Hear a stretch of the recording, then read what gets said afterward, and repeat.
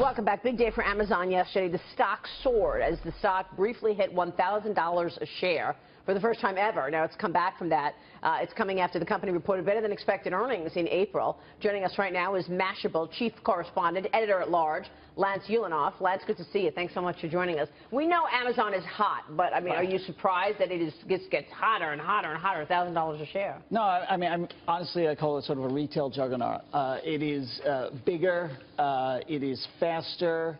It is more affordable. It is more ubiquitous on every level. I mean, and it doesn't suffer in the retail space from the same issues as Walmart, Target, all of that space, all of that overhead. It does have overhead in other areas like, shipping costs. And it's more innovative. It's been more innovative, and it tries things, and it goes fast. How's it doing that? How does it take market share from every category?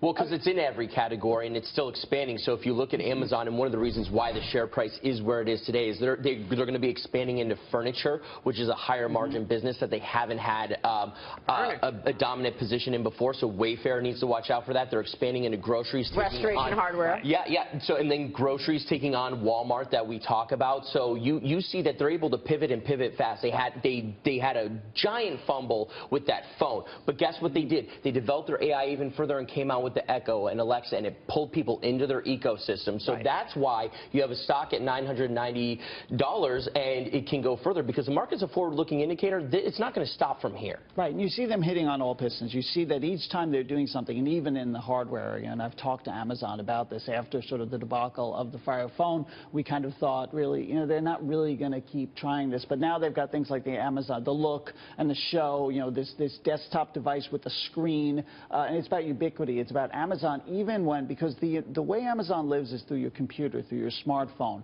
But what if they're ever present, with, at the sound of your voice? And that's really what they've got now. And they were the first to really get into the living room with voice, with a digital assistant, a voice assistant. Now everybody's trying to keep up. Everyone is trying, including Apple, which was actually first with Siri, but because it was in your pocket, it wasn't just like something you just talk to. So they really, they changed, again, changed the market. And, you talk about all the places that they're going, they have this template for how they're delivering stuff. So that's why they tend to win when they go into these markets, because they tend to outdo the competitors that are already there. Well, they even win Academy Awards with Manchester by the Sea, which came out of the Amazon studios. Which is very interesting because, it's an expensive thing for them. For example, it kind of connects to Amazon Prime in the video business, which is connected directly to that, as they start creating their own content. They're kind of far behind Netflix on the video on demand side. They're really not nearly as big, but they've got a lot of noise.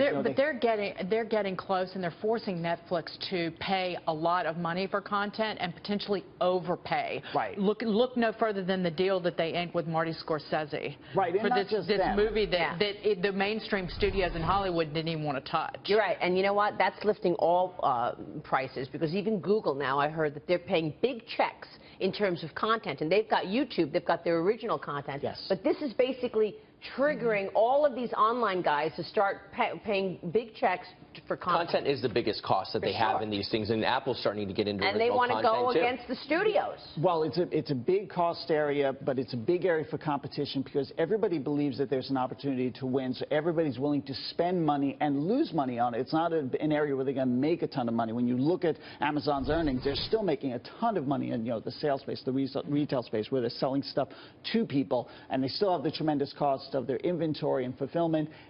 And even this. Well, that's my point, is that Amazon can afford to overpay for content that might stink. Netflix, not so much, because Netflix doesn't have the business that Amazon. Different model, too, though. They're going to air NFL football games exclusive to Amazon Prime members for Thursday night. So they're going to lead in the forefront when it comes to that, and that's huge, too. That was not a costly deal for them, because the NFL understands what it means to be on Amazon. But talk about prestige brands, right? An Academy Award, NFL football. This is big, big stuff in American life. Big checks, that's what I'm saying. But it is a question. It is a question about whether or not that really helps them. Twitter put football on, on its service on Apple TV. It didn't really make a big difference, because the management there has fumbled and fumbled and fumbled. When you have Jeff Bezos and his team pivot, change, do everything, they're going to be able to unlock the value, unlike Twitter or Yahoo was able to, who needed to sell themselves. Two things need to happen there. One, they need more people to buy the Fire TVs, and two, they probably need to get Amazon Video on Apple TV.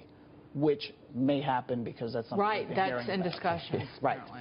We didn't even talk about third-party distributors, but that's for another time. Well, I mean, it's just not going to cover up the melt. So, Yeah. Lance, you think this keeps going?